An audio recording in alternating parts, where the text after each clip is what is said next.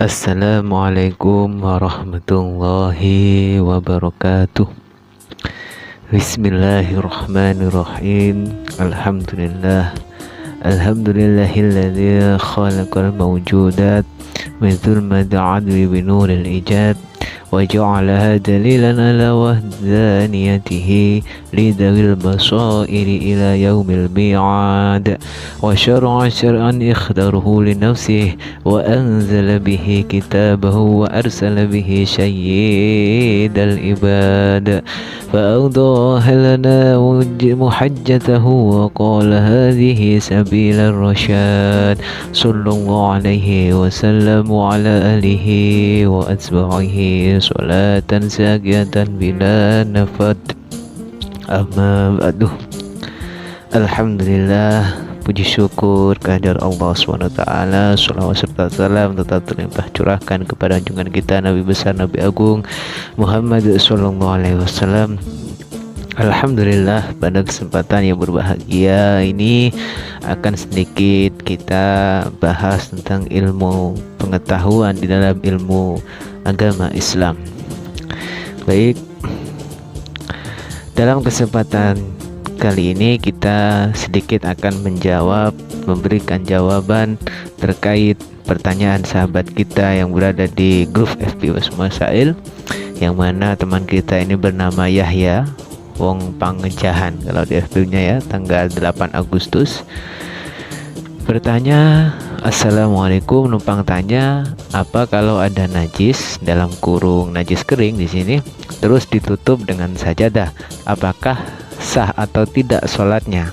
Terima kasih atas masukan. Jadi yang dipertanyakan di sini yakni ketika ada orang sholat kemudian ada najis, tapi najisnya itu di tempat orang yang sholat itu tadi, tapi sama orang yang sholat ini ditutupi atau ditaruh di bawahnya sejadah itu najis, apakah sholat orang yang seperti ini sholatnya sah atau tidak?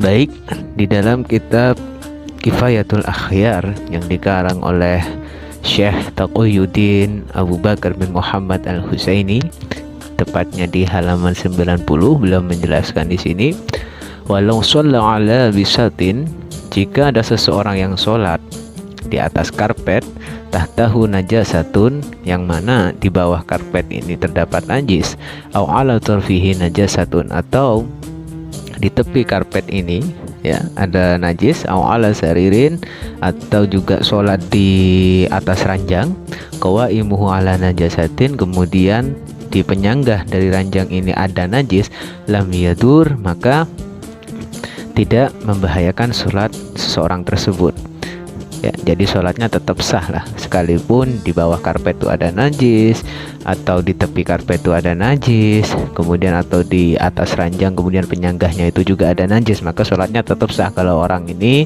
melakukan sholat di tempat-tempat itu tadi. Kemudian beliau menjelaskan, walau kana najasatun tuhadi sadrahu fi hali sujudihi aw ghairihi, bagaimana kalau seumpamanya orang yang model tadi yang sholat di atas karpet, di bawahnya ada najis dan segala macamnya itu tadi, najis ini tuhadi sadrahu, yakni sejajar nantinya dengan dada orang yang sholat, fi hali sujudihi, ketika orang sholat ini melakukan sujud, au ghairihi, atau melakukan rukun-rukun yang lain. Maka dalam pertanyaan Kiai Musonif di sini ya, pertanyaan dalam pernyataan kitabnya, maka fawajihani, maka di sini ada dua pendapat. Al-as-sahhu, adapun pendapat yang lebih benar, la tabtulu sholatuhu, maka sholatnya tidak batal. Kenapa di sini dikatakan tidak batal? Karena kan kayak musannif menjelaskan, li'annahu ghairu hamilin, karena orang yang sholat pada konteks tadi ya, sholat di atas karpet di bawahnya ada najis, atau sholat di tepi sholat di atas karpet, tepinya karpet itu ada najis, atau sholat di ranjang yang penyanggah di ranjangnya itu juga ada najis, itu orang yang sholat dalam model itu adalah bukan ghairu hamilin din najasati, yakni bukan orang yang membawa najis ya, wala musallin alaiha ya, dan juga bukan dikatakan orang yang sholat di atas najis. Jadi seperti itu. Memang kalau kita pahami memang syarat di dalam sahnya sholat itu harus suci memang ya, suci dari najis, baik tempat, kemudian pakaian kita, kemudian badan kita juga harus suci dari najis. Tapi dalam model seperti ini itu tetap sah ya, karena apa? Tidak dihukumi hamilin din najasah wala musulni alaiha, yakni tidak dihukumi orang tersebut membawa najis atau sholat di atas najis, karena najisnya itu berada di bawah karpet atau di bawah kaki-kaki dari ranjang ya, yang dijadikan tempat sholat, atau di tepi karpet itu ada najis, maka tidak dikatakan orang yang sholat dalam hal ini sholat membawa najis atau sholat di atas najis. Kemudian di dalam kitab yang lain ya, juga dijelaskan terkait masalah jawaban pertanyaan sahabat kita ini, yakni di kitab Syarah Muhaddab ya, di kitab, bukan syarahnya tapi di kitab Al-Muhaddab, tepatnya di halaman, yakni halaman berapa ini, kita lihat dulu, yakni di halaman 120 ya. Al-Muhaddab ini dikarang oleh Syekh Abi Ishaq Asy-Syairazi ya. Beliau berkata di sini, fa in shalla ala ardin, jika seseorang melaksanakan sholat di atas daratan, fiha najasatun, yang mana terdapat najis daratan itu, maka fa in arifa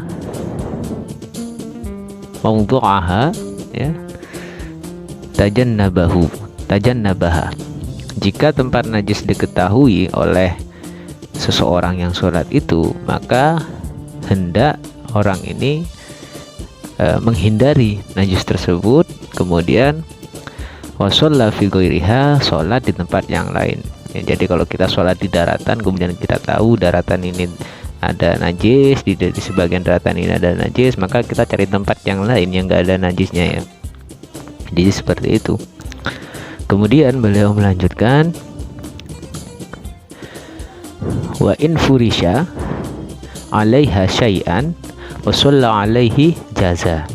Nah, akan tapi ketika di daratan ini ada najis ya, kita tidak mencari tempat yang lain, akan tapi najis yang ada di daratan ini kita beri alas ya, atau sajadah atau segala macamnya, maka kemudian kita sholat di atas sejadah atau karpet ya, kita hampari karpet di situ, tidak masalah, jasa, maka boleh, li'annahu ghairu mubasyarin, karena dalam konteks seperti ini ada najis, kita sholat di atas najis, cuma najis ini kita kasih semacam sejadah atau yang lainnya ya, maka otomatis di sini kita ketika kita sholat, maka kita tidak hukumi ghairu mubasyarin din najasati, yakni orang yang bersentuhan langsung dengan najis, wala hamilan lima huwa muttasil biha ya.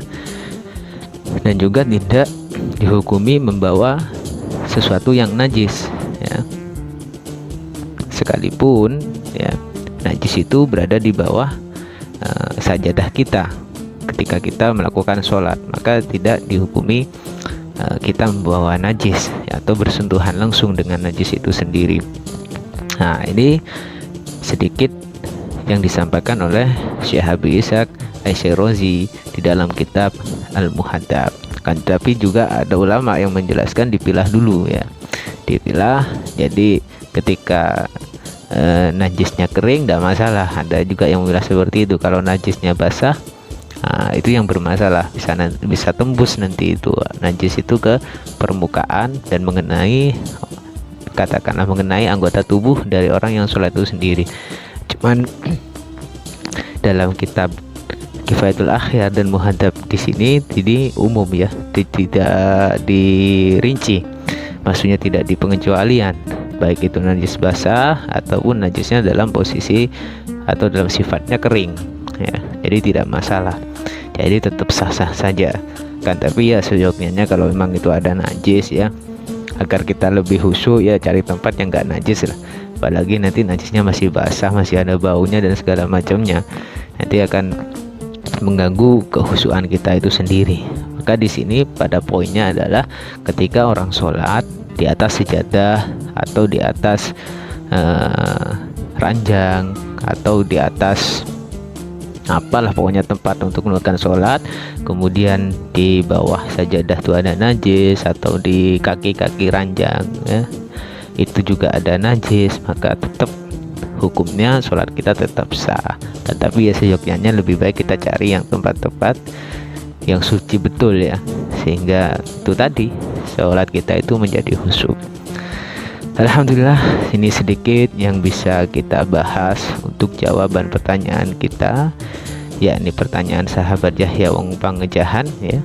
Semoga jawaban ini bermanfaat bagi kita semuanya, menjadi tambahan ilmu bagi kita semuanya.